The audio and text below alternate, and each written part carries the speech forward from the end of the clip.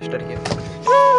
बोल रहा हूँ गाड़ी नहीं चलाऊंगा तो बोल तेरी 6 किलोमीटर में गाड़ी चला तेरी गाड़ी बंद कर दी। मेरे को नहीं, गाड़ी तोड़ो, गाड़ी तोड़ो, सिम कार्ड गाड़ी तोड़ो सर, गाड़ी तोड़ो, सिम कार्ड तोड़ रहा है नहीं, गाड़ी तोड़ो, सिम कार्ड तोड़, अभी तोड़, बंद कर दो, सिम कार्ड तोड़, जल्दी तोड़, बंद करके बंद। सिम कार्ड बहुत मारूंगा अभी। दोस्तों अगर आप ओला, उबर एंड रैपिडो जैसे प्लेटफॉर्म में कैब ड्राइवर, ऑटो ड्राइवर या फिर आप बाइक टैक्सी आप वर्क करते हो तो आज की ये वीडियो स्पेशली आपके लिए मोस्ट इंपॉर्टेंट वीडियो है। बिकॉज मोटर व्हीकल एग्रीगेटर्स नियम 2023 लागू हो चुका है दिल्ली में और उसके आसपास के जितने भी एरिया हैं लाइक फरीदाबाद, नोएडा, हर एक एरिया में यहाँ पे ये एक्ट लाइव हो चुका है, जिसके चलते आपकी सर्विसेज, आपकी अर्निंग पे बहुत ही ज़्यादा प्रभाव पड़ेगा। और इस एक्ट को मैं इस वीडियो में को प्रॉपर डिस्कस करने वाला हूँ। इस एक्ट के बारे में आपको बताने वाला हूँ, इस नियम में क्या क्या चीज़ें चेंजमेंट हुई हैं जो आपकी अर्निंग को बहुत ज़्यादा बिगाड़ सकता है, बहुत ही बुरा प्रभाव डाल सकता है।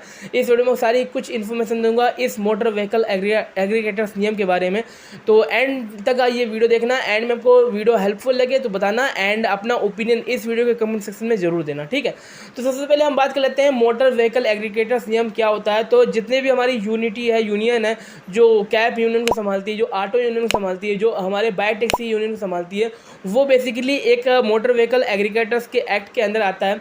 और ये एक्ट बहुत समय से चलता आ रहा है एंड इसी के अंतर्गत जितने भी नियम होते हैं वही नियम को हर एक कंपनियां फॉलो करती है, वही नियम हर एक कैब कंपनियां, ऑटो कंपनियां या फिर बाइक टैक्सी कंपनी फॉलो करती है।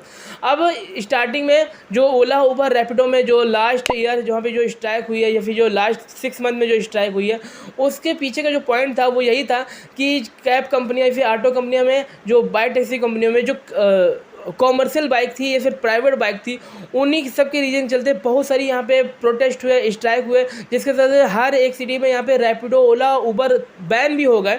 तो उसी चलते यहाँ पे ये नियम अब दोबारा रीलॉन्च किए गए हैं, दोबारा रिफ्रेश किए गए हैं, जिसके थ्रू अब यहाँ पे राइडर अर्निंग बढ़ पाएगी, राइडर अच्छे से रह पाएंगे, ये सरकार का कहना है। अब यहाँ पे रियलिटी है क्या, मैं आपको बताता हूँ। पॉइंट नंबर 1 ये है कि अब तक कोई भी जो भी राइडर यहाँ पे वर्क करता था, इस सेक्टर में जो भी ड्राइवर वर्क करता था, इस सबसे पहले एक्ट में जो नियम नंबर 1 है वो ये है कि अब तक जो भी यहाँ पे कॉमर्शियल से वर्क करते थे, जब कॉमर्शियल आपकी ऑटो हो या फिर कॉमर्शियल आपकी कैब हो या फिर कॉमर्शियल आपकी बाइक हो, वो अर्निंग भी करते थे, प्लस यहाँ पे सरकार को अपना टैक्स भी देते थे, ठीक है। टैक्स भी उनको पे करना पड़ता था और यहाँ पे अर्निंग भी करते थे। और यहाँ पे जो प्राइवेट व्हीकल के थ्रू वर्क करते थे उनको कोई भी टैक्स पे नहीं करना पड़ता था, उनकी जो अर्निंग होती थी वो अपने पास रखते थे। तो विवाद इसीलिए स्टार्ट हुआ था कि कैब जो कॉमर्शियल करा रहे हैं वो अपना टैक्स दे रहे हैं, पूरा यहाँ पे ऑनेस्टी दिखा रहे हैं, टैक्स भी पे कर रहे हैं, अर्निंग भी कर रहे हैं। और यहाँ पे जो प्राइवेट व्हीकल के थ्रू वर्क कर रहे हैं वो अपना दादा का भी दिखा रहे हैं, यहाँ पे अर्निंग भी कर रहे हैं और कोई एक रुपये का पैसा भी नहीं दे रहा है गवर्नमेंट को। तो इसके चलते हर एक सिटी में प्रोटेस्ट हुआ था, कैब जितने भी ऑटो यूनियन है उनके जरिए भी।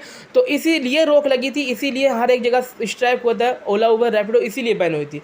तो इसको अब यहाँ पे नियम नंबर 1 में ये कहा गया है कि अब आपकी चाहे कॉमर्शियल बाइक हो या फिर आपकी प्राइवेट बाइक हो, आप कोई भी दोनों में से किसी भी ऑप्शन को चूज करते हो तो यहाँ पे अब आपको कुछ एक्स्ट्रा टैक्स देने ही पड़ेंगे। कॉमर्शियल तो देते ही थे, अब प्राइवेट वाले भी यहाँ पे कुछ आपको अमाउंट पे करना पड़ेगा गवर्नमेंट को, जिसके एक प्रारूप में कुछ एक डिसाइड किया गया है, जो कि आपको कुछ सुटेबल अमाउंट दे के हर मंथ या फिर हर वीक ये आपको अमाउंट गवर्नमेंट को देना पड़ेगा, जिसकी अप्रॉक्सीमेट जो अमाउंट है वो 600-700 रुपये के आसपास पड़ता है। जो चार्जेस है वो आपको गवर्नमेंट को देने पड़ेंगे। तो यानी कि अब आप बिना चार्जेस पे किए आप वर्क नहीं कर सकते इस एक्ट के थ्रू। यहाँ पे आपको प्राइवेट व्हीकल है तब भी आपको अब एक्स्ट्रा चार्जेस पे करने पड़ेंगे, ठीक है।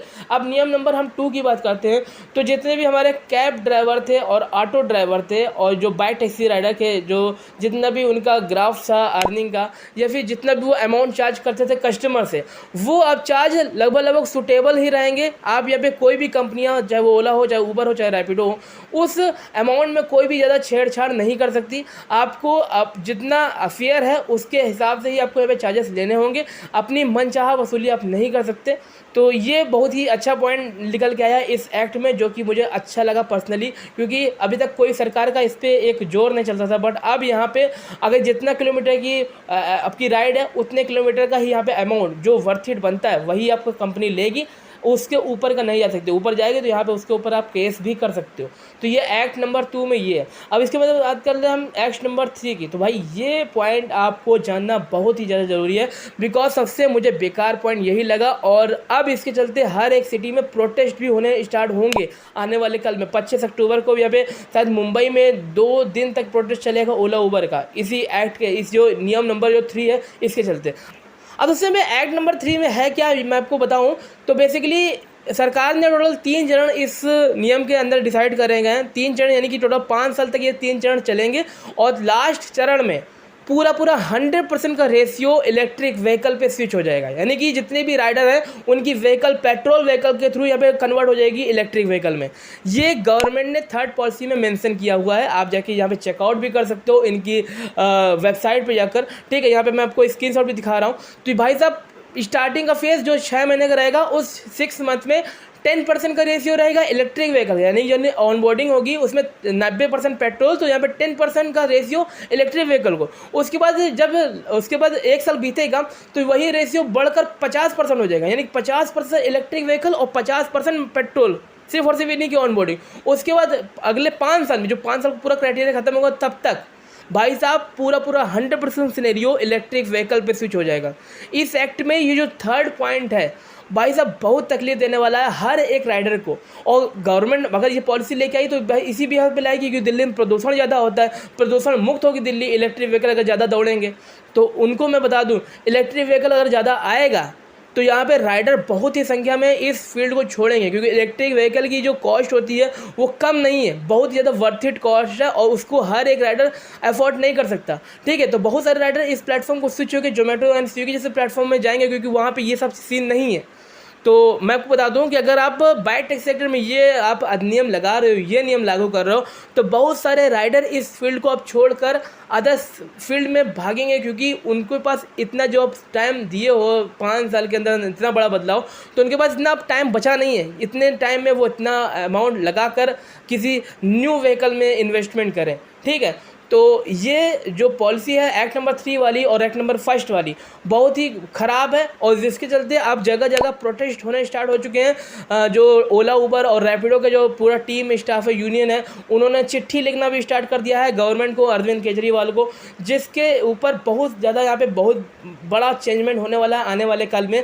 और आप मुझे अब अपना ओपिनियन बताओ इस वीडियो के कमेंट सेक्शन में कि आपको ये एक्ट जानकर क्या लगा, कैसा लगा, आपको वर्थ इट लगता है या फिर नहीं लगता। क्योंकि अगर गवर्नमेंट इस चीज़ पे अब लेके आई है नियम, तो यहाँ पे कुछ अच्छा भी होगा और कुछ बुरा भी होगा, और मुझे लगता है बहुत ज़्यादा बुरा होने वाला है इस एक्ट के अब लाइव होने पर।